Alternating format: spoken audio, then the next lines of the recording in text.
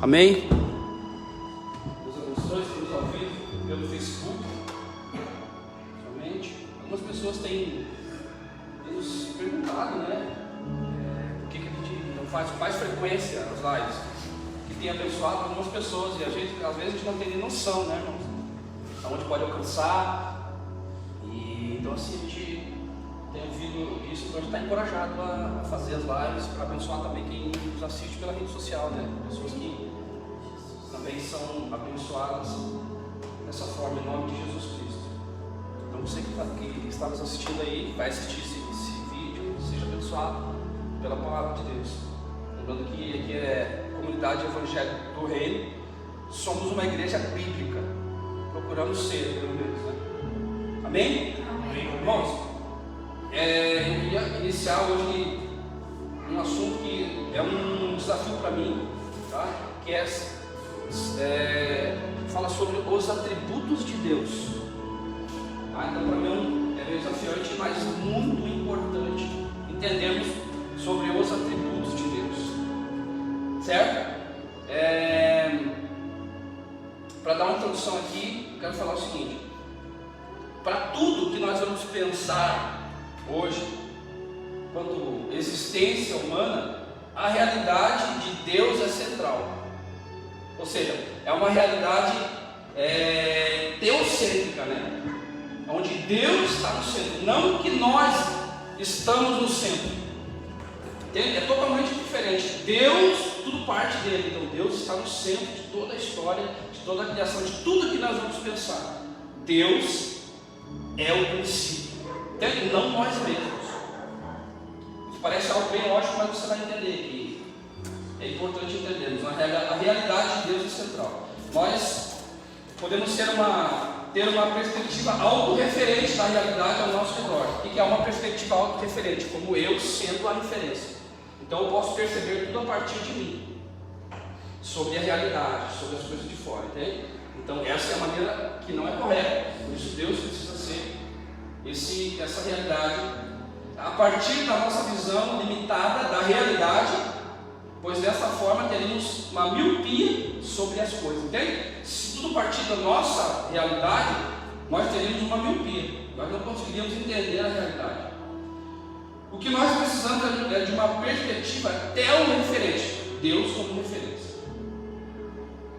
Tenha paciência aí que nós vamos entender.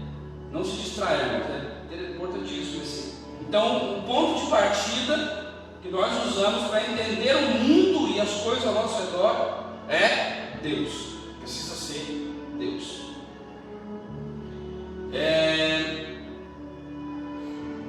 Conhecimento de Deus. Então, é algo importante, né, de falar sobre o conhecimento de Deus. João 4, no versículo 22, se você tiver Bíblia e quiser, e são muitos textos, irmãos, mas se você quiser abrir ou marcar, depois você lê, é importantíssimo essa questão de marcar. É bem interessante a gente marcando, é uma maneira bem interessante de a gente aprender. Vós adorais o que não conheceis, nós adoramos o que conhecemos, porque a salvação vem dos judeus. Vós adorais o que não conhecem, que é o famoso versículo lá de João, né? Do encontro de Jesus com aquela mulher. Ora, se a idolatria está presente na Bíblia, talvez nós estamos tratando este tema de maneira muito rasa, falando sobre o conhecimento de Deus, lembrando. A sua adoração está limitada ao conhecimento que você tem de Deus. A sua santidade também está. Por isso, se quisermos crescer em santidade, nós precisamos buscar o conhecimento de Deus. O que está dizendo? Que a nossa adoração, ela se limita ao quanto nós conhecemos de Deus.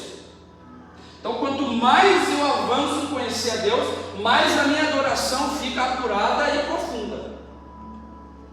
Por quê? Porque o que é adoração? Adoração nada mais é do que a resposta sobre quem Ele é. Isso é adoração. Eu correspondo a quem Ele é. Eu tenho uma visão de quem Deus é. Eu descubro quem Ele é. Santo, santo, santo. É o que os anjos fazem. Eles adoram 24/7. Isso é adoração. Entende? Não é? É se doar, é se dar para Deus. Eu sei que eu descubro quem Ele é. E eu correspondo. Pai Santo, adorá-lo. Encho ele de elogios, porque louvor é elogiar. Entende isso? Então adoração é a resposta sobre quem Deus é.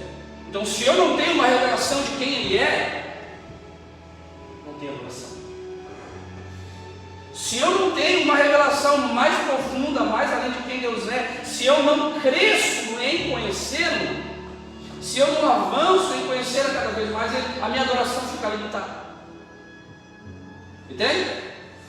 E eu não consigo entrar mais, por mais que Deus deseje isso, deseje me atrair, mas é uma resposta minha. Eu descubro quem Ele é, por isso eu adoro. Então isso é profundo, conhecê-lo. Agora escute isso. A existência de Deus é outro ponto que eu quero citar. Conhecer a Deus e a existência de Deus são duas coisas. Saber que Deus existe é uma coisa, conhecê-lo é outra. Amém? Porque podemos saber que Deus existe, temos evidência, podemos crer. A criação, ela manifesta a Deus. A Bíblia, Romanos 1, não temos desculpa, porque tudo que vemos é a mão de Deus, é o DNA, Deus está presente na criação. Não temos desculpa, Deus é real e Ele existe. Agora, entre Ele existir e eu me relacionar com Ele, conhecê-lo, são duas coisas diferentes. Amém? Amém ou não amém? São duas coisas. Então eu preciso, primeiro, saber que Ele existe.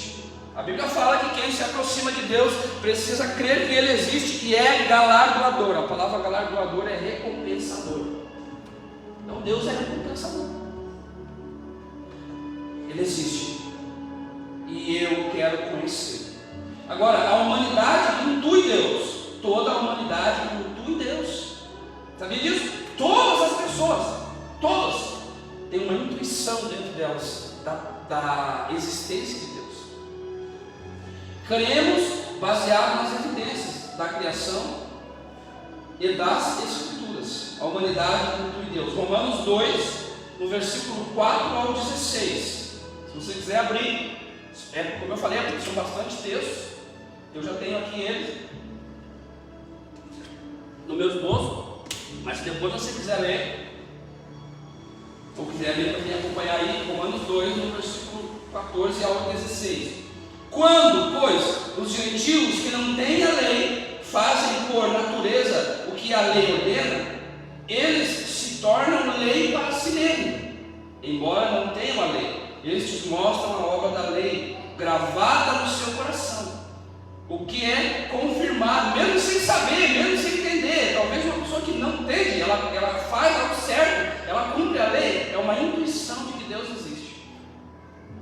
Pelos seus pensamentos conflitantes, que às vezes nos acusam e às vezes nos defendem. No dia em que Deus, por meio de Cristo Jesus, julgar os segredos das pessoas de acordo com o meu evangelho. Paulo está falando ali. Todo ser humano possui consciência. Essa consciência é uma forma de lei que revela a existência de Deus, falando de dentro para fora. Está dando para entender? Todo ser humano intui Deus, tem uma consciência. Amém? Salmos 14, no versículo 1. Diz o insensato no seu coração: não há Deus. São corruptos e praticam abominação. Já não há quem faça o bem. Salmos 10, no versículo 4. Em sua soberba, o perverso não investiga. Tudo o que ele pensa é que Deus não existe. O dilema e fonte do ateísmo não se dá por falta de provas, mas por falta de caráter. Todo tolo e perverso que diz que Deus não existe. Então, todo ateu que diz que não existe, que Deus não existe, digamos, antes de mais nada, isso é imoral. Sabia disso? É imoral não crer na existência de Deus. Mas assim, vamos para frente. Temos outros textos, Romanos 1, versículo 18 ao 20, Atos 14, 16, 17. Cremos que Deus existe por causa da quantidade de evidências que a criação nos traz, e não pela falta de evidências. Está acompanhando aí, irmãos, não se distraia, vamos aprofundar nisso, você vai entender algo. Quando isso é unido ao fato de que as Escrituras são verdadeiras e nos mostram sempre a explicação correta da realidade, a Escritura é verdadeira. Vemos que nossa fé na existência de Deus tem sólidos fundamentos racionais. Ao lermos, por exemplo, Gênesis 1, o princípio criou Deus.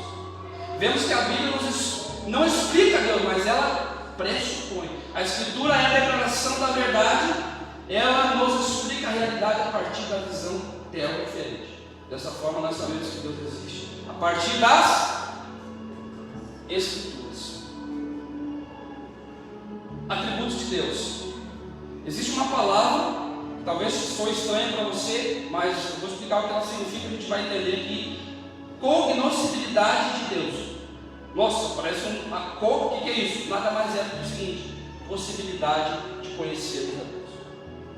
Existe uma possibilidade de conhecer esse Deus que existe, esse Deus que é criador. Já imaginou isso? O Deus que criou todo o universo.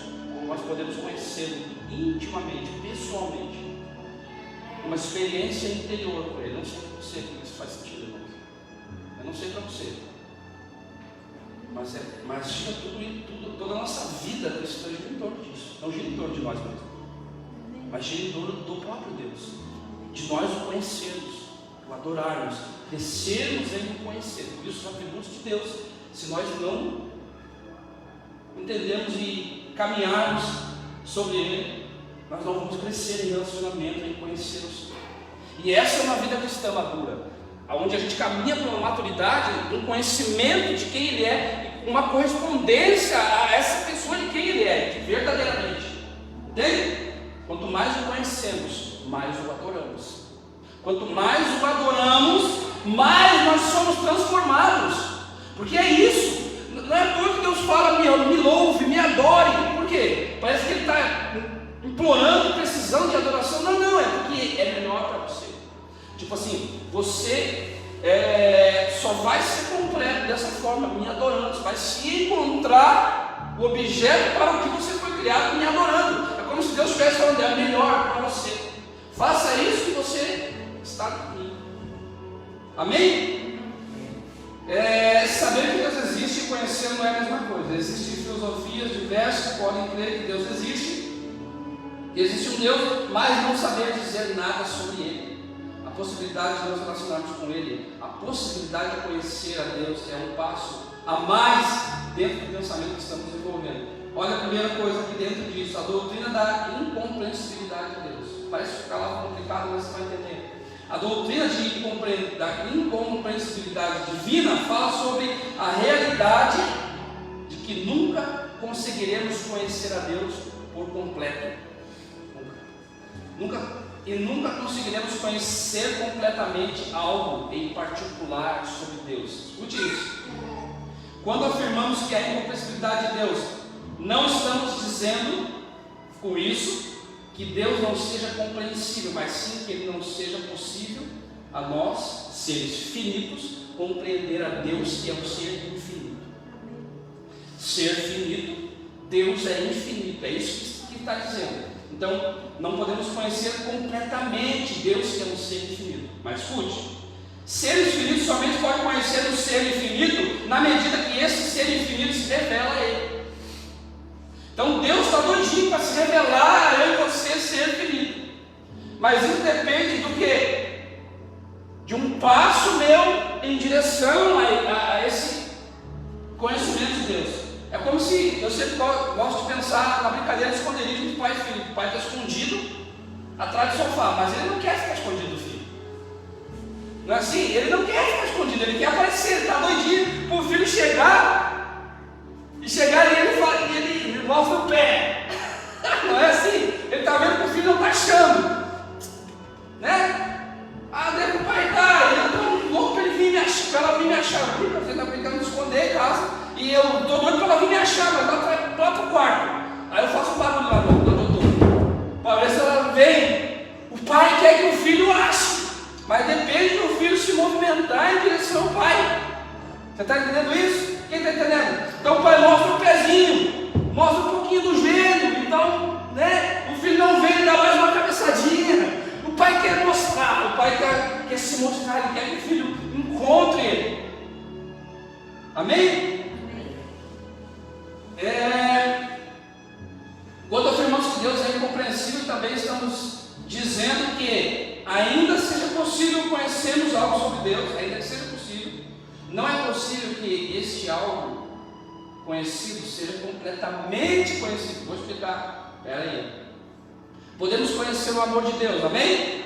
O amor de Deus, mas jamais conheceremos completamente esse amor. Sabe por quê? Paulo fala que ele que o amor de Deus, eu não lembro agora do texto, que nós possamos compreender qual seja a largura, a profundidade. Você consegue saber a profundidade do mar? Não dá. Lá no meio do oceano é profundo demais. E a altura, dá para medir? Até o céu não dá. Você entende isso? É o amor de Deus. Nós não conseguimos medir a profundidade, nem a largura, nem o comprimento, nem a altura. Esse é o amor de Deus. Podemos conhecer algo sobre a ira de Deus, mas jamais conheceremos completamente como esta se relaciona de forma perfeita. Você consegue imaginar como essa ira de Deus contra o pecado se relaciona de forma perfeita com a humanidade, a ponto de nós não sermos destruídos? As misericórdias do Senhor são a causa de não sermos construídos, de não sermos destruídos. As misericórdias dele, que se manifestaram através de Cristo Jesus na nossa vida. Por isso nós estamos aqui. Mas jamais o que sabemos são apenas pequenos fragmentos que nossa mente consegue captar. Nossa mente limitada consegue captar algo de tudo aquilo que Deus revelou. Isso é muito grande. Alguém um dia perguntou: será que existe vida em outro planeta? Cara, Deus é muito grande, só sei dizer isso. Existe um dinossauro? Deus é muito grande. Digo de novo, a mesma coisa. Existe não sei o que, Deus é muito grande. A nossa mente não consegue acompanhar. Nessa doutrina existe uma boa notícia a todos. Uma vez que tal doutrina seja verdade, isso significa que podemos gastar toda a eternidade conhecendo mais e mais de Deus, pois Ele nunca será exaurido no ponto de ser esgotado. Ele nunca será esgotado. A revelação de Deus, ela nunca é esgotada. Já ouviu falar nisso? Você lê um texto, depois você lê o mesmo texto, você tem outra revelação. É uma fonte inesgotável. É uma fonte inesgotável. A Bíblia, você abre, é uma fonte inesgotável. Deus é uma fonte que não tem fim, é infinito.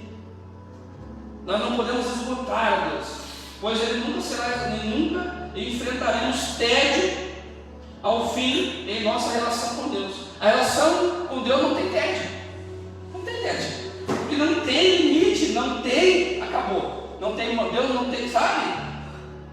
Eu quero te convidar para entrar nessa aventura, para você ser encorajado a ir mais além no relacionamento com Deus. Talvez você esteja num lugar estagnado, parado no relacionamento, mas se você der mais um passo, você vai ver que tem mais. Se você dizer um sim hoje, você vai ver que Deus não se esgota, que Ele tem mais. Se você dizer sim, eu quero ir mais além, Senhor, eu quero ser encorajado, por mais que eu esteja aqui, por mais que eu esteja, sabe, parece que esgotou, parece que Deus não me ouve, parece que o céu está de bronze, parece que fechou. Dê mais um passo. Dê mais um passo e você vai ver que Deus vai se mostrar um pouco mais. Amém? Deus é contínuo e eternamente surpreendente, basta nos lançarmos no relacionamento com Ele. Grande é o Senhor e muito digno de ser louvado, a sua grandeza é insondável. Salmo 145, versículo 3. Grande é o Senhor nosso e muito poderoso, o seu entendimento não se pode medir. Salmo 147, versículo 5. Tu me cercas por todos os lados e põe a tua mão sobre mim. Tal conhecimento é maravilhoso demais para mim e tão elevado que eu não posso atingir. Salmo 139, versículos 5 e 6. Ó profundidade da riqueza, tanto da sabedoria como do conhecimento de Deus! Quão inexplicáveis são os seus juízos e quão insondáveis são os seus caminhos. Romanos 11, 33. A possibilidade do conhecimento de Deus. Não podemos conhecer a Deus totalmente, mas podemos conhecer a Deus realmente. Ainda que nosso conhecimento verdade que Deus é amor, 1 João 4,8. É verdade que Deus é luz, 1 João 1,5. É verdade que Deus é Espírito, João 4,24. É verdade que Deus é fogo consumidor, Hebreus 12,29. Ao dizermos isso, não estamos com isso exaurindo a revelação, ou extinguindo, ou limitando a revelação sobre Deus.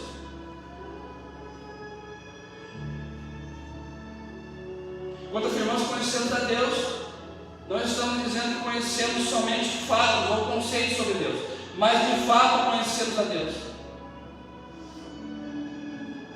Assim diz o Senhor: não se glorie o sábio na sua sabedoria, nem o forte na sua força, nem o rico nas suas riquezas, porque não tem a ver com habilidades, não tem a ver com aquilo que eu posso, desenvolver, com aquilo que eu posso fazer. Deus não procura trabalhadores nesse sentido, Deus não procura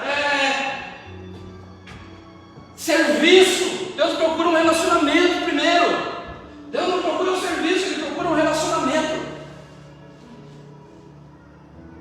Por quê? Porque não depende da minha habilidade, não depende. Então a gente está dizendo: eu quero ser usado por Deus, mas eu não sei falar. Eu quero ser usado por Deus, mas a primeira coisa que eu quero te dizer: Deus não quer somente nos usar, Deus quer se relacionar. Então a gente precisa começar mudando esse conceito, porque ser usado por Deus é meio estranho. A verdade é que tudo que fizemos é fruto desse relacionamento. Então Deus quer se relacionar, e o que eu faço é porque é fruto do meu relacionamento com Ele. É diferente de eu ser usado por Deus. É simplesmente aquilo que eu sou. Então, às vezes a gente quer ter, mas na verdade a gente precisa ser quem a gente é. E não pela nossa própria força, com a nossa própria habilidade. Talvez a gente diga: não, o que eu tenho, a minha habilidade. Às vezes a gente olha para alguém lá fora, alguém que, lá fora, quando eu digo alguém, digamos, não professa uma fé cristã, melhor dizendo, assim, não somos diferentes de ninguém. Quando alguém que não professa a fé, você olha, a pessoa tem uma habilidade legal, a pessoa talvez faz alguma coisa que ela é boa naquilo, e você olha, a gente olha, a gente olha e fala assim: nossa, já pensou essa pessoa, esse cara, usando essa habilidade para o reino de Deus? Não, Deus não quer a habilidade dele. Deus não quer a habilidade dele. Deus quer ele. Deus quer o coração dele. Não adianta ter habilidade e fazer muito para Deus e Deus não ter o meu coração. Não adianta fazer muito, ter muita habilidade e Deus não ter o meu coração, porque alguém habilidoso com o coração em outro lugar, ele vai causar um obstáculo em si mesmo, em primeiro lugar, na sua família, na sua casa. Um homem disposicionado com muita habilidade, muito ativismo, fazendo muita coisa para Deus, com o coração fora do lugar, ele não vai causar um estrago na sua casa. Não se glorie nem o rico nas suas riquezas, mas aquele que se gloriar, glorie-se nisto. Escute, no que a gente deve se gloriar? Glorie em me conhecer e saber que eu sou o Senhor e faço misericórdia, juízo e justiça na terra, porque destas coisas me agrado, diz o Senhor. Quem se gloriar, glorie-se em me conhecer. Em me conhecer e não nas suas habilidades, não naquilo que eu posso fazer de bom, não, eu faço isso melhor para Deus, eu quero dar o melhor para Deus. Mano, talvez Deus quer que a gente diga para Ele: eu sou o pior, como disse Sansão. E Ele fala: isso para mim não é problema. Deus, eu não tenho nada, não, tranquilo, no teu coração, daí você quer me dar dor, então fica tranquilo, o resto deixa comigo. Entende isso? Eu não tenho nada, Senhor, eu não trouxe nada para a mesa, só trouxe um coração. E Deus fala: é isso que eu preciso. Eu preciso só começar com isso. Jeremias 9, 23 e 24, esse texto que eu li. Não se glorie o sábio na sua sabedoria, mas glorie-se em me conhecer. Nossa fonte de alegria, de acordo com essa passagem, não deve ser a nossa sabedoria. A nossa fonte não deve ser as nossas habilidades, mas deve ser o conhecimento de Deus. O quanto eu o conheço. A nossa fonte de segurança não deve ser as nossas forças. A nossa fonte de segurança deve ser o Senhor.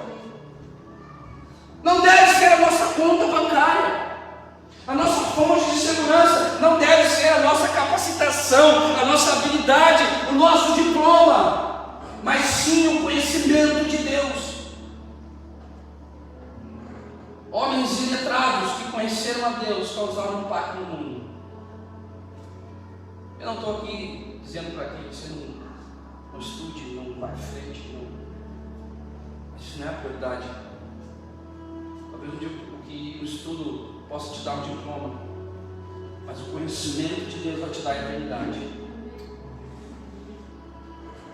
Posso falar? Eu prefiro ficar na eternidade sem diploma, ou com os dois. Eu prefiro ficar com Deus na eternidade e com diploma também. Por que não?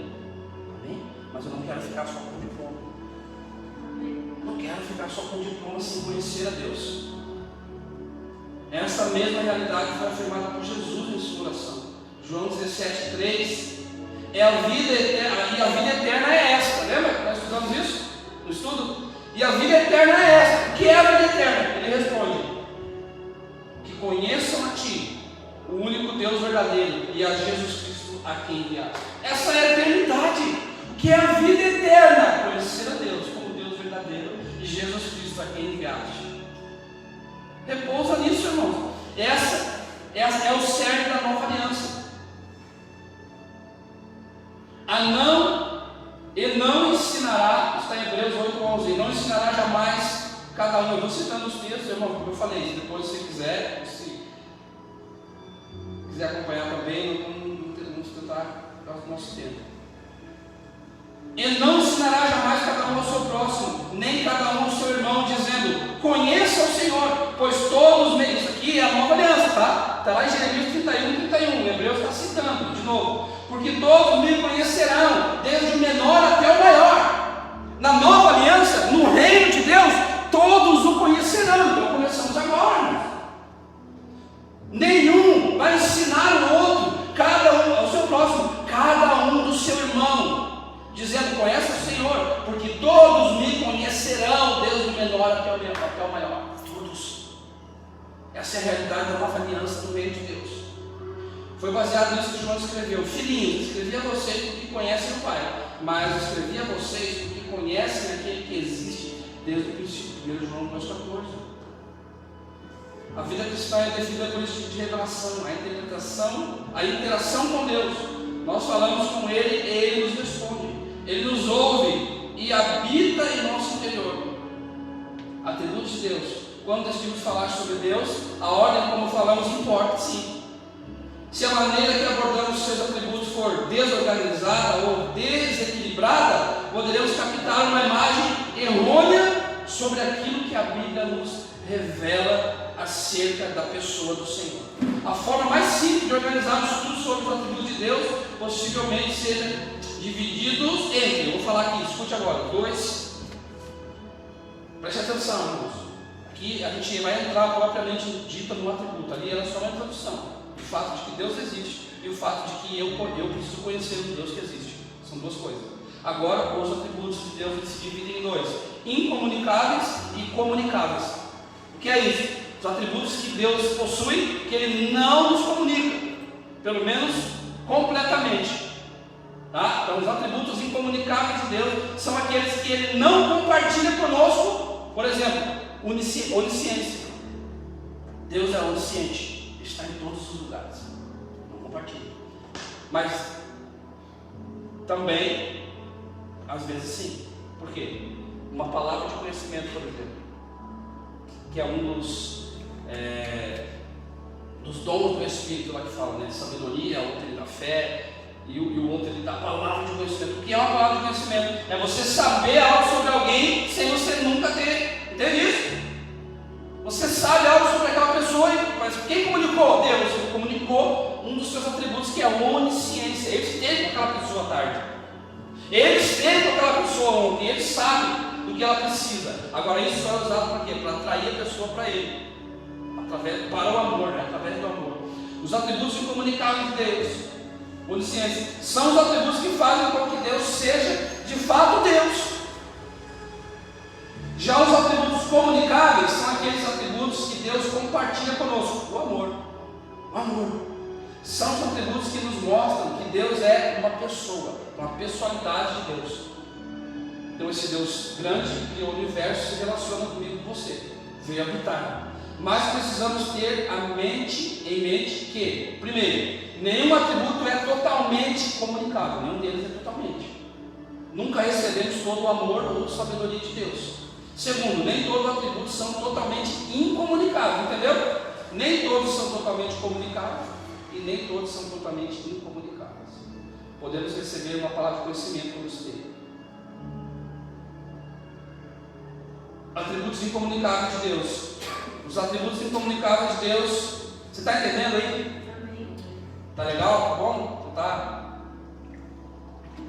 Podemos seguir? Digam amém. Amém. Não durma, por favor. Os atributos incomunicáveis de Deus são aqueles que Deus não compartilha conosco totalmente, para que entendamos completamente. O atributo independência. Escute. A independência. Deus não precisa de nós. Deus não precisa de nós, nem do restante da criação, para nada. Olha que doido isso. Essa afirmação é forte, né? Parece que é outro Deus, né? Parece que ela vai de encontro à teologia coach, né? Se é que pode chamar de teologia.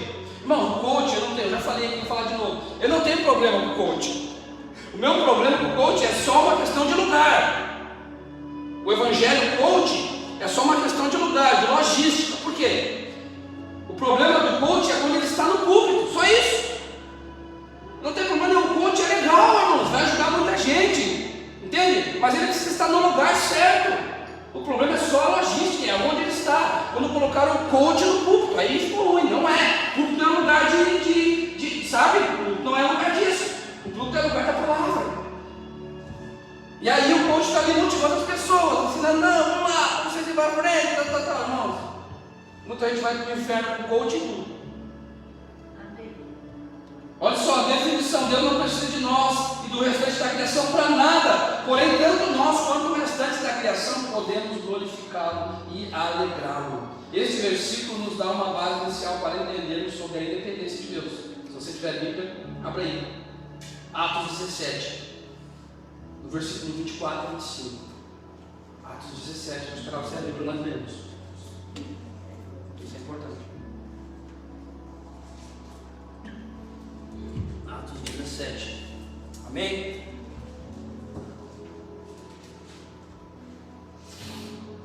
Achou aí?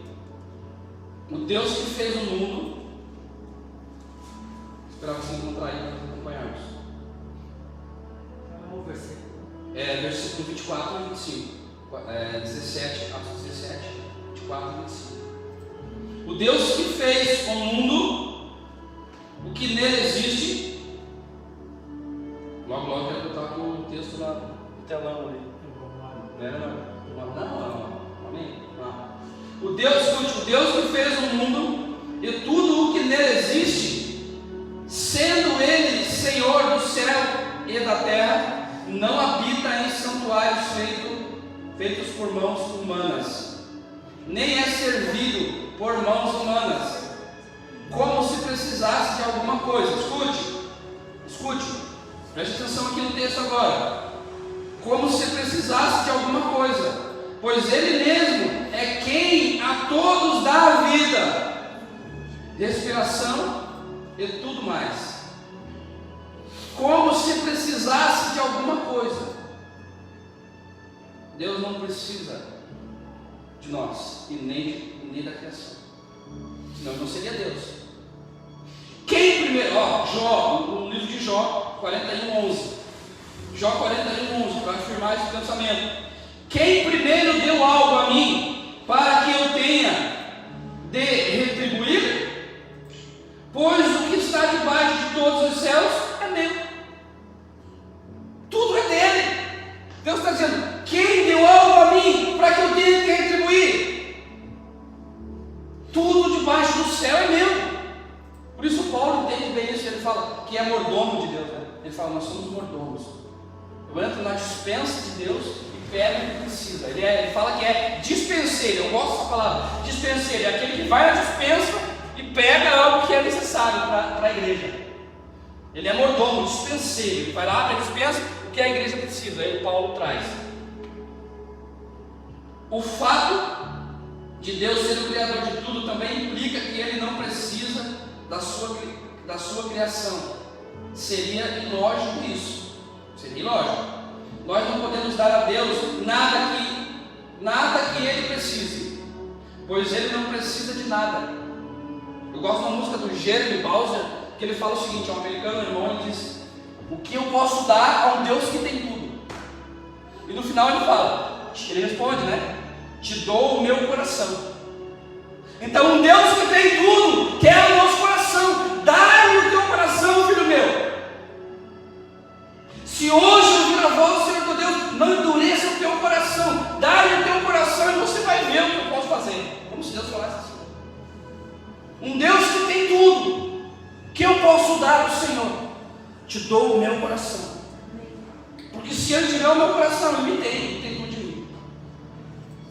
E agora o Salmo 50, esse você precisa notar. Eu quero ler o Salmo 50, no versículo 10 ao 12. Olha o que diz: pois são meus todos os animais do bosque, e o gado aos milhares sobre a montanha. Escute, preste atenção. Conheço todas as aves dos montes, e são meus todos os animais que vivem no campo. Mas Deus está falando dos animais, né? Olha só. Se eu tivesse fome, não teria necessidade de dizê-lo a você, pois meu é o mundo e a sua plenitude.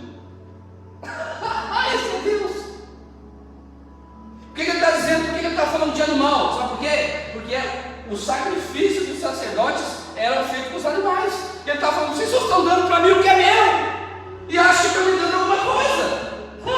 Tudo é meu. Os animais do bosque são meus, o gado é meu, a ovelha que você sacrifica é meu, o sacrifício que você traz é dele, é meu, o dinheiro que você coloca no bolso é meu, o tempo é meu, a tua vida, a tua respiração é minha, o teu fôlego de vida é meu, diz o Senhor, tudo é meu. Todos os animais do bosque são meus. Se eu tivesse fome, eu não pediria a você, porque é meu, eu vou na minha despesa. Salmo 50, versículo 10 e 12. Deus não criou os seres humanos por se sentir sozinho. Sabia disso? Irmãos, às vezes a gente tem uma impressão de Deus, que Deus é alguém muito carente. Ele está precisando muito de nós. Um coitadinho que está lá implorando para que a gente venha no culto, para que a gente venha nele. Irmãos, ele diz assim: faça o que é melhor para você, faça isso que vai te abençoar.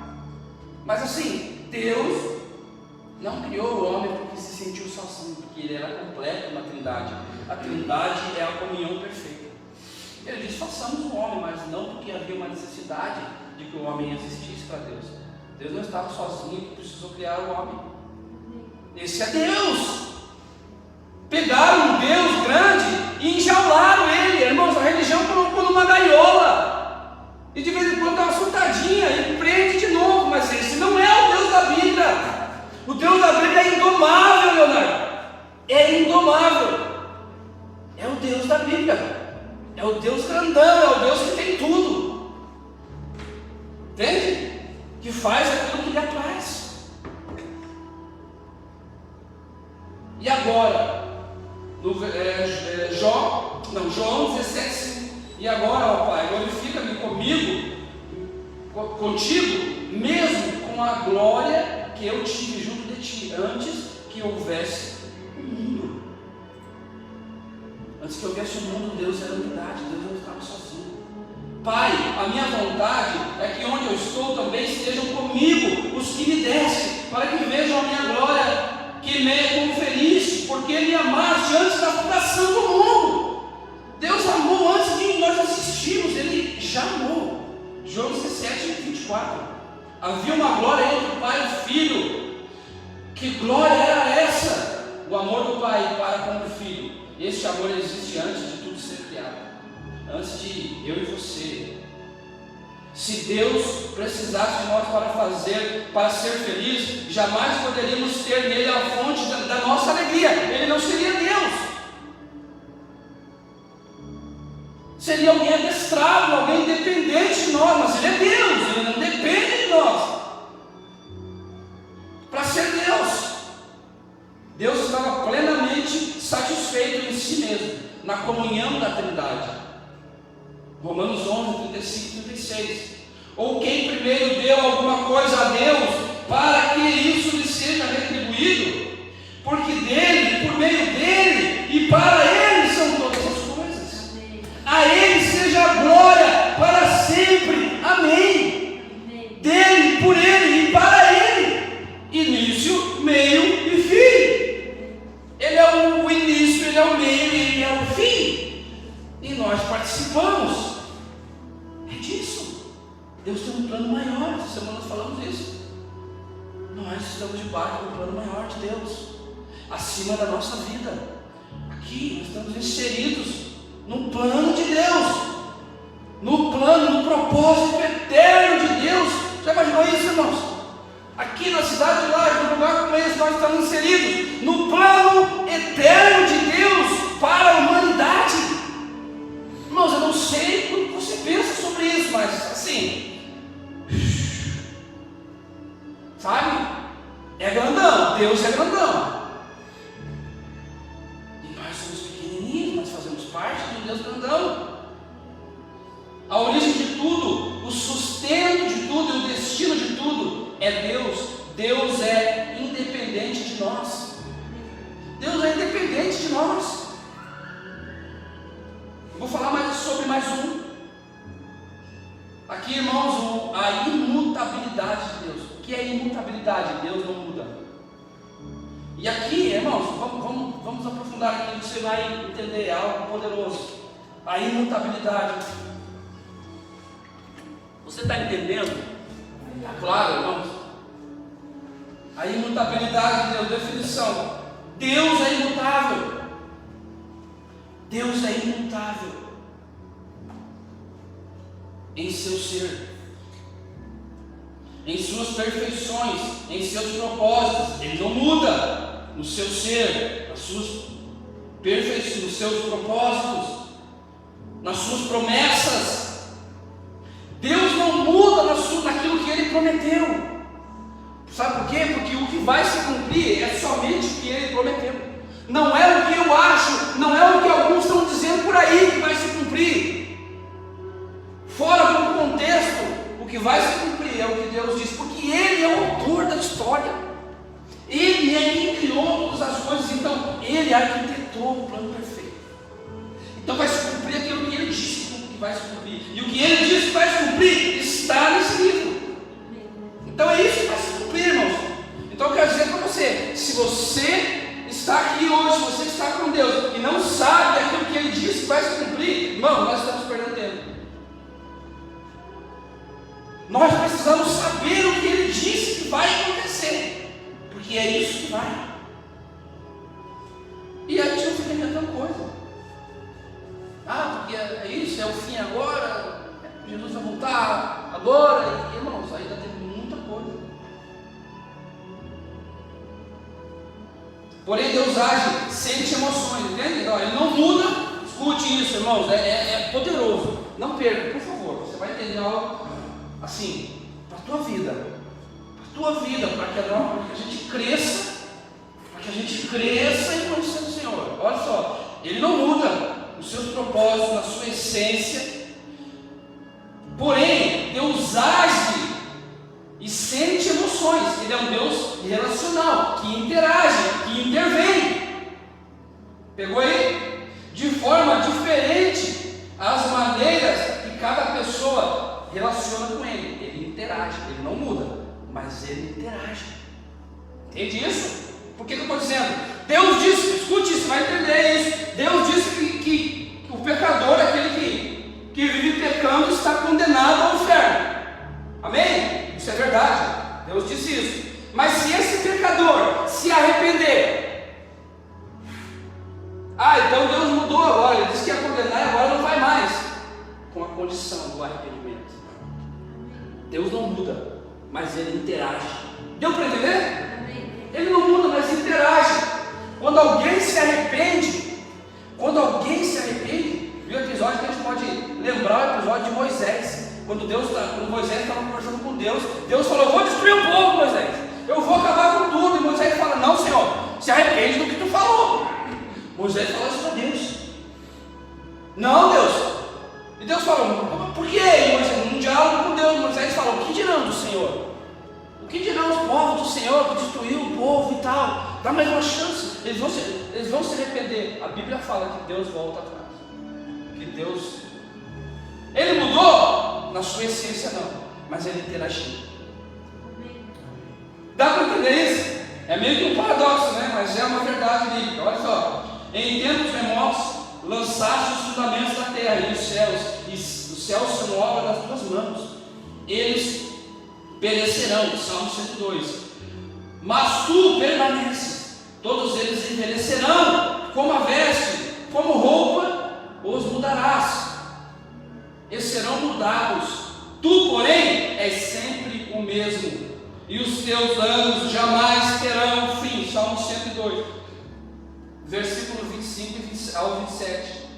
Deus é sempre o mesmo, Ele é constante, Ele não muda.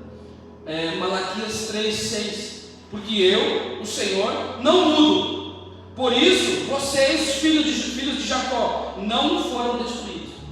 Porque eu não mudo, vocês não foram destruídos por causa disso, por causa da minha misericórdia. Ao falar que Ele não muda, nós não estamos falando que Ele não reage às ações do povo. E aqui é o texto que eu citei de Moisés, Êxodo 32, do 9 ao 14, Isaías 38, do 9 ao 14, e Jonas. Quem conhece o episódio de Jonas? Deus disse que ia destruir a cidade de Nínive, né? Mas o que aconteceu? Jonas fugiu para lá e para cá, né? E foi de peixe, fugiu do barco e teve uma viagem de peixe, chegou de baleia na praia, a baleia jogou ele na praia, uma viagem de baleia mais complicada, e ele chegou de baleia. Eu sempre falo para os meninos, falou, desobediente, né? Desobedeceu, vai ter que andar de peixe. Mas chegou de peixe, né? E cheira mal, né? Peixe, mas a gente é da barriga do peixe, o cheiro deve ser. E Jonas foi de peixe, e chegando em Nínive, ele não queria pregar. E sabe por quê? Existe isso é só um contexto que eu ouvi de alguém, eu acredito que tem um vazamento na história. Dizem que os ninivitas, um tempo atrás, eles vieram contra o povo de Israel, e certamente a família de Jonas tinha sido maltratada por eles. Então Jonas tinha uma certa mágoa com aquele povo. Diz que é por isso, mas enfim, Jonas não queria ir, não queria pregar. Mas ele foi de peixe, chegando lá e pregou. E o que aconteceu? Todos foram salvos. Todos, irmãos. Todos se arrependeram. E Jonas fica bravo com Deus. Sabia disso? Ele fica bravo com Deus. Ele fala, Senhor, mas o Senhor disse que ia destruir todo mundo. E Jonas fica, cara, que tipo de evangelismo, né? Imagina. Você evangeliza a pessoa e não quer que ela se converta? Como é que é isso? A pessoa se converte e você fala, Deus, a pessoa agora quer Jesus, ela está se convertendo. Deus fala, foi para isso, Jonas. Jonas fica bravo com Deus, irmãos. A cidade toda se converte com a pregação dele, com a pregação de Jonas. Deus mudou, como ele disse que ia destruir Nínive? Não, irmãos, a essência de Deus não, mas houve arrependimento. Houve arrependimento. E a Bíblia fala em Salmos que Ele não resiste ao coração contrito e quebrantado. O Senhor não resiste. Deus é sempre o mesmo, Ele é constante, Ele não muda, porque o Senhor, porque eu, o Senhor, não mudo. Por isso vocês, já li aqui, né? Vamos lá. Esses exemplos mostram que Deus não muda, mas a sua imutável disposição de perdoar, reagindo ao arrependimento humano. A disponibilidade de Deus de perdoar, reagindo ao arrependimento humano. Deus é imutável, Deus não resiste a um coração quebrantado. Deus é imutável em seu ser e em seus planos, mas isso não significa que em sua relação com os seres humanos Ele seja impassível e jamais afetado. É um Deus racional. Impassibilidade, alguns tentando afirmar que Deus não possui sentimentos pecaminosos e fraquezas passionais, usam o termo impassibilidade divina. Não creio ser essa a melhor forma de procedimento, é verdade. Enfim, vamos lá, atributos. Deus se alegra e prova as emoções de Deus. Deus tem emoções. Suas emoções sejam envolvidas e sendo expressadas. Deus está envolvido com a sua criação. Deus se alegra, Isaías 62:5. Deus se entristece, Salmo 78:40, Efésios 4:30. Deus se ira, Êxodo 32:10. Deus ama, Isaías 54:8. Salmo 103, 17. Que hora nós temos? Está ali, né? Dá para falar mais um? Vocês aguentam mais um? Mais um atributo? Vocês aguentam? Quem aguenta, diga aí na mão aí, diga amém. Quem não aguenta mais, não. Amém? Dá para ir? Vamos lá? Você está entendendo? Amém. Louvado seja Deus. A eternidade de Deus. Definição: Deus não tem princípio, início, está falando, né? Nem fim, nem sucessão de momentos em seu ser. Ele vê todo o tempo, de toda a forma igualmente real.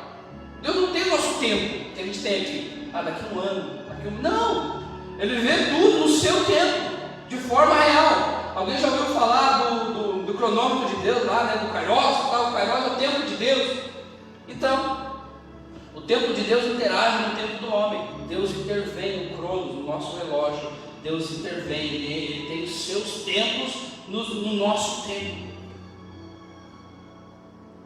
Ele vê todo o tempo de forma igualmente real, porém percebe os acontecimentos no tempo e age no tempo certo.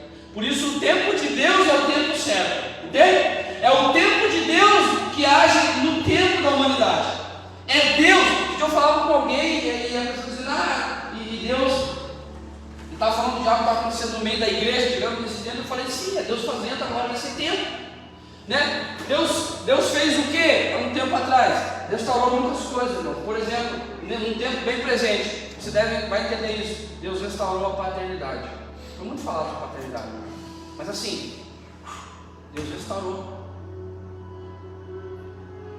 Ele vai iniciar uma outra, algo diferente. Deus está iniciando um novo tempo. Aquilo foi feito, foi restaurado. Foi muito falado. Deus levantou homens para isso, homens com coração paterno, que entenderam o coração de Deus. E Deus fez no meio da igreja, entende? Foi um tempo. Deus fez aquilo. Agora Deus começa a restaurar algumas outras coisas, para fazer completo o seu plano, para que a igreja seja a igreja perfeita que Jesus vai buscar.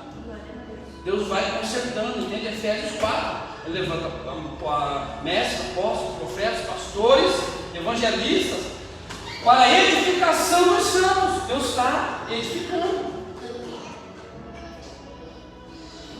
Deus é eterno em seu próprio ser. Jó 36, 26. Eis que Deus é grande e não podemos compreender o número dos seus anos. Não se pode calcular. Eu sou o Alfa e o Ômega, diz o Senhor, aquele que é, que era e que há de vir, o Todo-Poderoso. Apocalipse 1:8. Deus sempre existiu e Ele mesmo é o Criador do tempo. Nós sabemos que, pela ciência, que para existir o tempo, espaço, matéria, precisa existir o tempo, né? O tempo foi criado, Gênesis 1.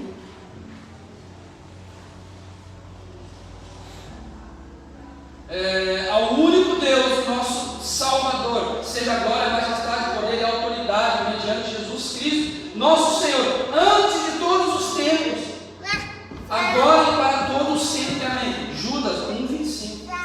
Deus vê o todo, o tempo da forma igualmente real. Salmos 90, versículo 4. De fato, meu anjo, para ti são como um dia de ontem que passou, como as horas da noite. Isaías 46, 9 e 10. Lembre-se, muito texto, Bíblia.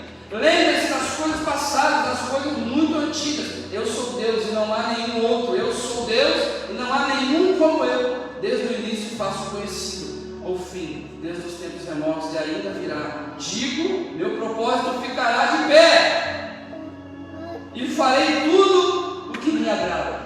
No final de contas, é o propósito de Deus que vai ficar de pé, e Ele vai fazer tudo o que lhe agrada. Então é tempo de eu me agradar com aquilo que lhe agrada, porque é isso que vai permanecer. O que vai permanecer é aquilo que Ele diz. Tudo que Ele não diz, está fora dele mesmo, não vai acontecer, não vai permanecer. Então é tempo de eu me conectar com aquilo que Deus está falando. disse. Por quê? Para que nós façamos parte de um plano maior, de um projeto maior de Deus, daquilo que Ele está desenvolvendo, nós quanto igreja, quanto indivíduo, quanto família, quanto casa, para que a gente faça parte do propósito eterno de Deus. Tudo que Ele disse vai se cumprir. Não se esqueçam disso, amados. Para o Senhor um dia é como 1000 anos, e milhares como um dia. O fato de Deus enviar seu Filho na plenitude do tempo mostra a observação de Deus ao desenvolvimento da história. Deus controla a história. Deus controla a história. Ele é soberano. Nada acontece sem a sua permissão. Não chove no lugar se Deus não enviar, dizem irmãos. Não acontece nada se o Senhor não vem nenhum mal sobre a cidade se o Senhor não enviar. Amós fala isso. Ele faz isso. Deus controla a história. Mostra a observação de Deus no desenvolvimento da história, para assim enviar o seu Filho em uma plenitude. Deus está no controle do tempo, da história. Deus não perdeu o controle da história, irmãos. Deus não perdeu o controle da história. Não se preocupe. Não se preocupe. Tem guerra. Jesus fala, por isso que Jesus fala, não temam. Jesus fala, não vos amedronteis, porque Deus está no controle da história. Ele está controlando todas as coisas. Mas é isso, aquilo. É o preço disso, é a gasolina, é a coisa, é a guerra. Ainda não é o fim. Ainda não é o fim. Quando esse evangelho do reino for pregado em todas as nações, então virá o fim. Então me ajude, irmãos. Me ajude a pregar o evangelho do reino. Me ajude. Me ajude a acelerar o processo de Jesus, para que ele venha mais rápido. De saudade do noivo, me ajude a pregar o evangelho do reino.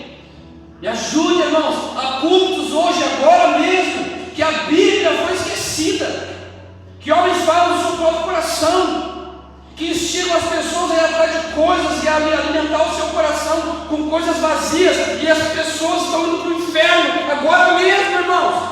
Me ajude a divulgar a mensagem do evangelho, do reino de Deus, do Deus da Bíblia, para que Ele venha.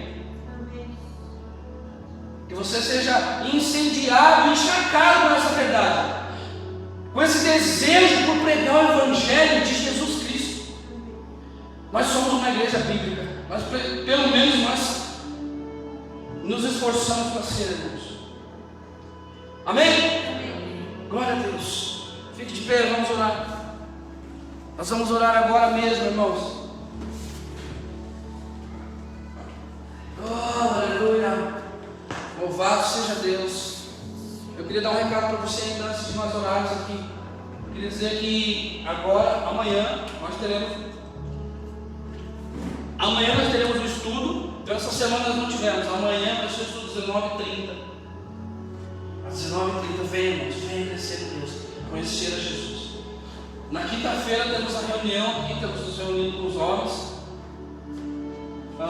Amém? Quem veio foi bênção? Amém? Amém? Amém? A Jane estava aí? Né? Amém? Louvado seja Deus, irmãos. É o início, vamos começar, vamos dar um passo cada vez, para a glória de Jesus. E então, segunda, quinta, a princípio, e no sábado, se o tempo estiver bom, nós temos um panfleto, se você quiser nos ajudar a nós panfletarmos. Nós estamos arrecadando roupas, né? Roupas para o brechó. Vamos dar início novamente ao brechó de roupas que a gente tinha aí que estavam funcionando, e a gente acabou, enfim, estamos arrecadando roupas aí. Então conhece alguém aí que tem roupa para doar, você mesmo talvez tenha aquela roupa lá no guarda-roupa que está lá esquecida, né? Nós vamos fazer uma limpa também lá, né? Vamos ver no calçado, alguma roupa, alguma coisa que a gente não está mais usando, e a gente vai trazer para o brechó. Amém, irmãos?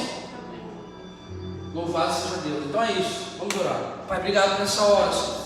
Nós te bendizemos por tudo que o Senhor é, por tudo que o Senhor tem feito e vai fazer. Deus bom, Deus tão grande, um Deus tão grande, tão bom, que veio habitar em nós, um Deus tão grande que se relaciona com nós através do Filho.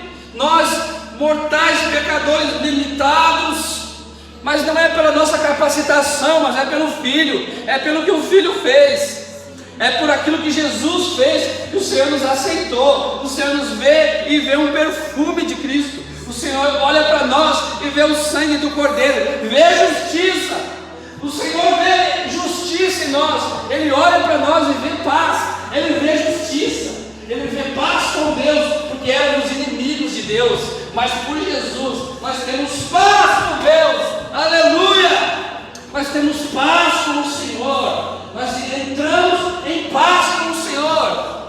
Oh Deus, receba essa palavra, entre em paz com Deus, irmãos. Você tem uma semana abençoada, entre em paz, sabe? Sem condenação, né? Não há condenação para os que estão dentro. Não há condenação para os que estão em Cristo. Amém?